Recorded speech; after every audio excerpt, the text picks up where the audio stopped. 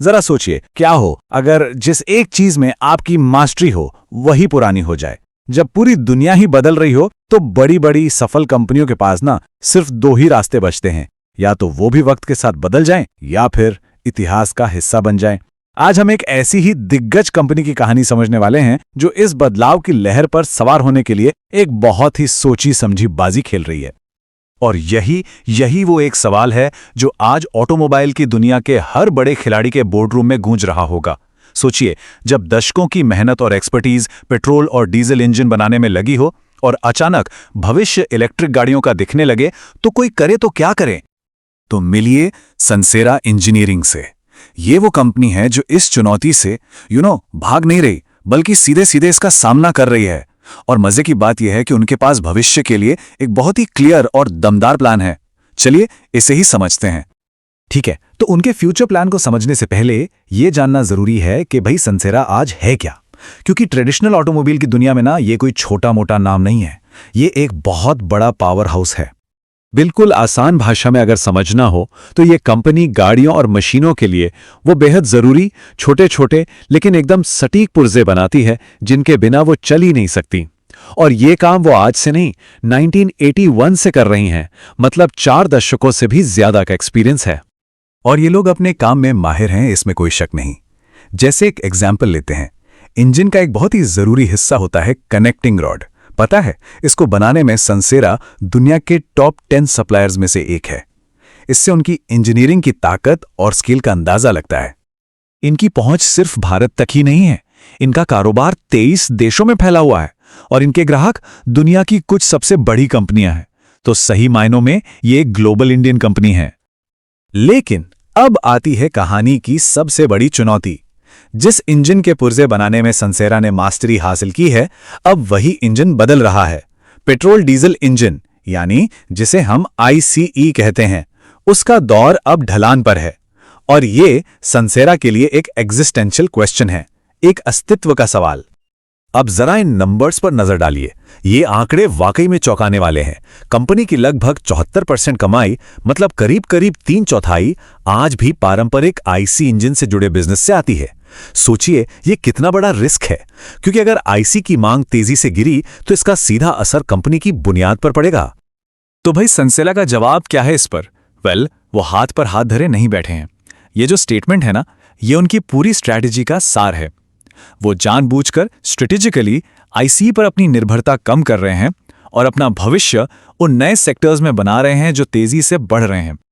तो चलिए अब उनकी इस 3-pronged स्ट्रैटेजी को जरा और करीब से देखते हैं। ये वो 3 मजबूत पिलर्स हैं जिन पर सनसेरा अपने आने वाले कल की इमारत खड़ी कर रही है।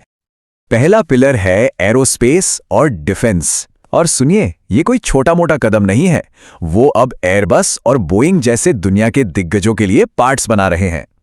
370 करोड़ रुपए से ज्यादा की ऑर्डर बुक और 120 करोड़ का नया इन्वेस्टमेंट, ये साफ दिखाता है कि वो इस सेक्टर को लेकर कितने सीरियस हैं। दूसरा पिलर है इलेक्ट्रिक गाड़ियां, यानी XEV। यहां वो सिर्फ मैदान में उतरे नहीं है, बल्कि तेजी से दौड़ रहे हैं। उनका EV बिजनेस हर साल 30% बढ़ रहा है। लेकिन असली गेम चेंजर पता है क्या है? एक इलेक्ट्रिक बाइक में लगने वाले उनके पार्ट्स की कीमत एक पेट्रोल बाइक के मुकाबले लगभग 5 गुना ज्यादा है। सोचिए, ये कमाई का कितना बड़ा मौका है। और तीसरा और शायद सबसे हाईटेक कदम है सेमीकंडक्टर इंडस्ट्री में एंट्री। उन्होंने दुनिया की एक लीडिंग कंपनी से एक बड़ा लंबा चलने वाला ऑर्डर भी पकड़ लिया है। इसके लिए वो एक स्पेशल क्लीन रूम फैसिलिटी बना रहे हैं जो इस बहुत ही नाजुक काम के लिए जरूरी होती है। ये एक हाई मार्जिन बिजनेस है जो उन्हें एक बिल्कुल अलग लीग में पहुंचा सकता है। लेकिन सवाल तो वही है कि क्या एक पुरानी कंपनी जो इंजन के पुर्जे बनाने में माहिर है, इतने सारे नए और कॉम्प्लेक्स सेक्टर्स में कामयाब हो सकती है? इसका जवाब ना उनकी नींव में छिपा है, उनकी उन ताकतों में जो उन्होंने पिछले 40 सालों में बनाई हैं। जरा इस टाइमलाइन को देखिए। ये साफ साफ दिखाती है कि बदलना और नए सेक्टर्स में जाना सनसेरा के DNA में है। 1981 से लेकर आज तक वो लगातार बढ़ते और बदलते रहे हैं। इसीलिए ये जो नए कदम है, ये कोई घबराहट में लिया गया फैसला नहीं है, बल्कि उनकी जर्नी का एक नेचुरल नेक्स्ट स्टेप है। और सबसे जरूरी बात, उनके पास इस बदलाव को हकीकत में बदलने की काबिलियत है। 575 से ज्यादा इंजीनियरों की एक तगड़ी टीम, भारत और स्वीडन में 17 मैन्युफैक्चरिंग फैसिलिटीज और अपनी मशीनें खुद डिजाइन और बनाने की क्षमता, ये सब उन्हें वो मजबूती देता है। अब देखिए, इतने बड़े बदलाव के लिए पैसा भी तो बहुत चाहिए, और सनसेरा ने हाल ही में मार्केट से 1200 करोड़ रुपए जुटाए हैं। इस पैसे का एक बड़ा हिस्सा उन्होंने अपना कर्ज चुकाने और अपनी फाइनेंशियल पोजीशन को मजबूत करने में इस्तेमाल किया। और इसका नतीजा क्या हुआ? आज सेंसेरा एक नेट कैश पॉजिटिव कंपनी है, मतलब उनके पास कर्ज से ज्यादा कैश है। इसका सीधा सा मतलब यह हुआ कि अब वो मजबूती की पोजीशन से फैसले ले सकते हैं, मजबूरी में नहीं। ये उन्हें भविष्य में इन्वेस्ट करने की पूरी आजादी देता है।